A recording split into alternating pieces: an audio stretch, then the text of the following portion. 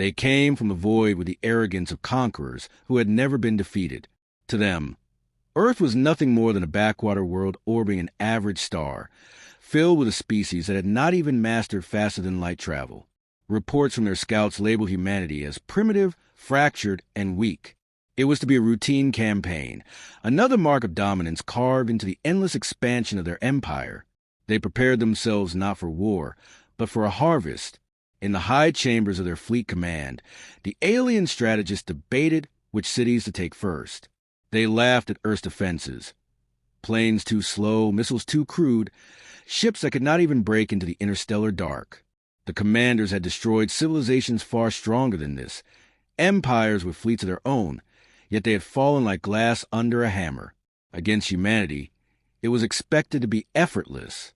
Their fleets stretched across Earth's orbit, weapons primed to strike, while on the ground billions looked up and saw lights blotting out the stars. Some thought it was a celestial event. Others already knew it was the end. The first strikes fell with terrifying precision. Cities that had stood for centuries crumbled in minutes. Towers of glass and steel became dust. Fire spread across continents as orbital bombardments rained down. Human military scrambled to respond, but their weapons bounced harmlessly against the alien shields. In a matter of hours, the invaders had inflicted wounds that seemed beyond recovery. Panic spread faster than fire. Governments faltered, communication broke, and in the eyes of the invaders, the collapse was already inevitable. Yet, something unexpected began to stir. Inside the chaos, human leaders emerged not with unity, but with defiance. Underground bunkers became nerve centers. Generals who had nothing left to protect still refused to bow. Civilians carried radios, passed coded messages, and built resistance cells where there had been none. Humanity did not surrender. They did what they had always done, adapt. In their desperation, strategies took form that the invaders did not anticipate. They abandoned rigid order for improvisation, embraced unpredictability, and turned their own weakness into cover. The alien admirals observed with growing irritation. This world should have been pacified by now. Instead, resistance erupted in scattered pockets. Entire regions had gone dark, their communication systems sabotaged not by superior weapons, but by human hands severing wires, jamming signals, and destroying infrastructure they themselves relied upon. The invaders measured victory in efficiency, but the humans measured survival in stubbornness. When one plan failed, another took its place. When leaders fell, others stepped forward. They should have broken already, yet somehow they endured.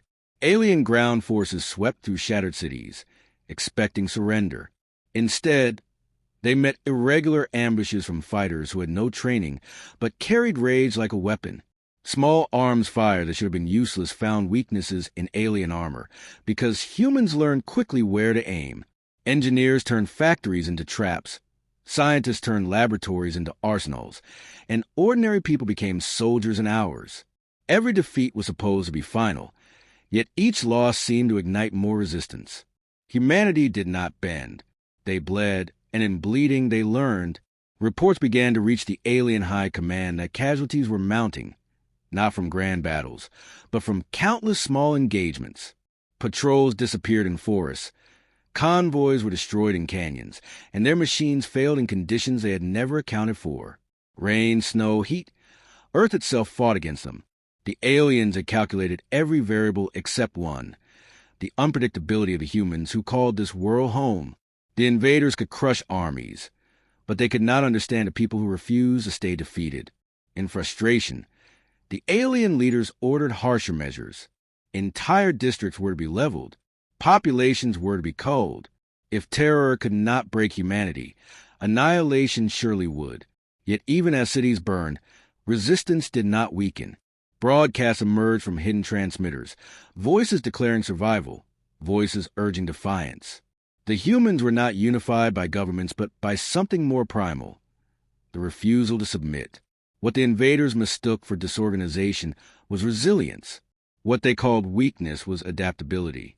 Each act of destruction only hardened the resolve of those who remained. The longer the campaign dragged on, the more the aliens began to sense that something was wrong. This was not how conquest unfolded. This species did not behave like the others. They did not crumble under superior force. They did not flee when outnumbered.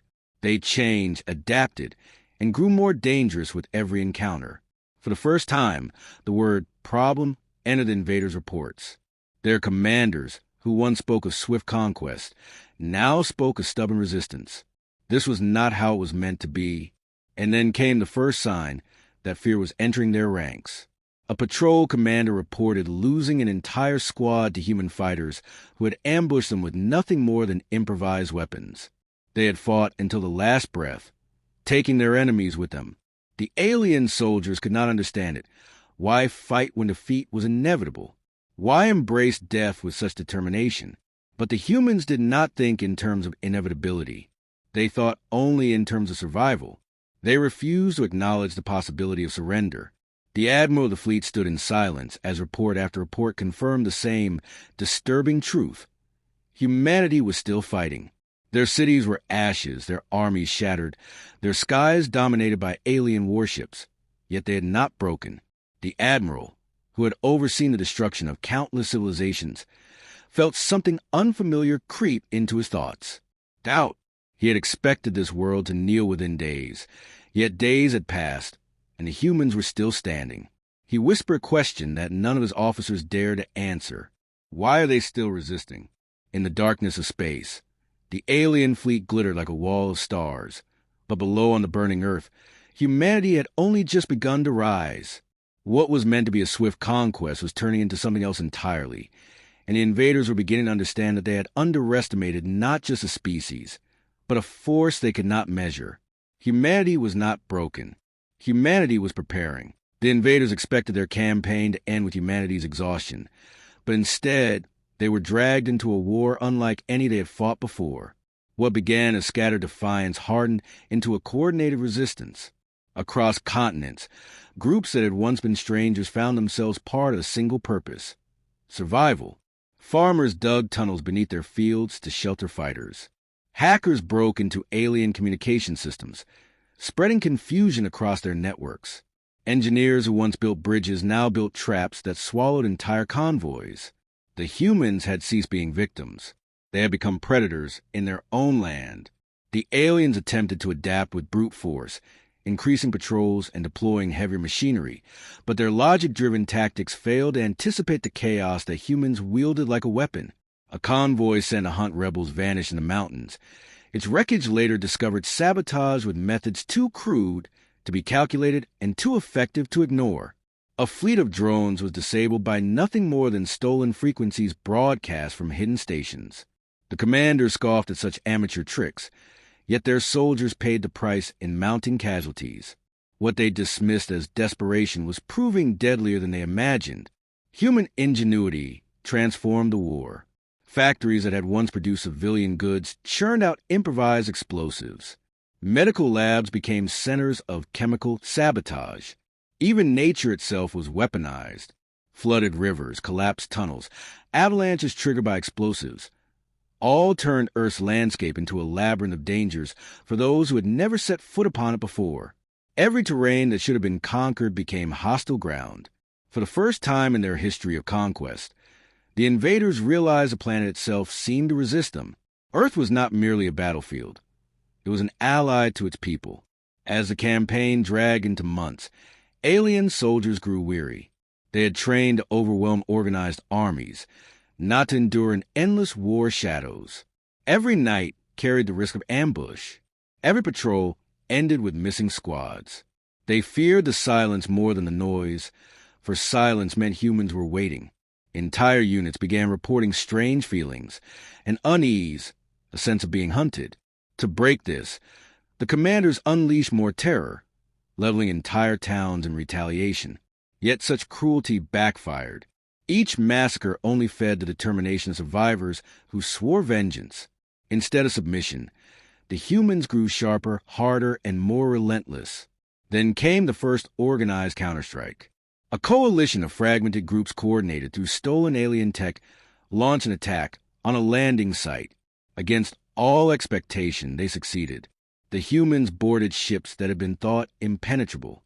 They tore apart systems with tools never meant for war. When the smoke cleared, alien bodies littered ground that was supposed to belong to the conquerors. A single victory, yet its weight was immeasurable. For the first time since the invasion, the humans did not merely survive. They had taken ground back. Alien Command reeled at the loss. What had been dismissed as nuisance resistance was now undeniable warfare. They demanded explanations from their generals, but none could provide an answer.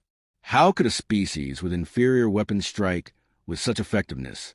The reports were filled with confusion, even fear. Alien soldiers wrote of humans who charged without hesitation, who set traps with uncanny precision, who seemed to know the land better than maps could describe. They began to whisper humans not as prey, but as predators uniquely suited to war. The invaders had studied hundreds of species, but none fought like this. Psychological warfare intensified. Humans broadcast intercepted alien communications back at them, twisted with lies that made soldiers doubt their orders. Camps were infiltrated by agents disguised with stolen armor. Supply lines were attacked at their weakest points, not by large forces, but by small groups that disappeared before reinforcements arrived. The aliens tried to respond with logic, with data, with calculation. The humans answered with chaos. In the end, the numbers no longer mattered, because the invaders were being forced to fight an enemy they could not predict. In the halls of Alien Command, discipline frayed. Commanders argued over strategy. Some demanded overwhelming firepower, while others warned that such tactics had already failed. Their empire had never experienced a drawn-out conflict. They were designed for swift victories, not wars of attrition. Humanity was forcing them into a form of combat they could not sustain. Every day spent on Earth drained their supplies, their morale, their certainty. The very arrogance that had brought them here now blinded them to the possibility of defeat. For the humans, however, every day of survival was a victory. Their weapons grew sharper, their tactics more refined. They had learned the rhythms of their enemy, understood their weaknesses, and turned adaptation into art. With each victory, no matter how small, hope spread like fire through the ashes. The humans were not merely resisting. They were preparing to take the war back to the enemy. What had begun as defense was becoming offense. The question was no longer if they could survive, but how far they could push. The breaking point came when humans launched their first coordinated strike into orbit. With stolen codes and captured craft, they penetrated defenses thought invulnerable. Alien commanders watched in disbelief as their warships, symbols of dominance across the stars, were boarded by a species that had not even left its own system. The impossible had happened. Humanity was no longer a planet to be conquered. It was a force rising from the ashes, ready to fight on terms the invaders could not control. And as their transmission spread across the void, one message rang clear through every channel. You thought we would kneel. You thought wrong.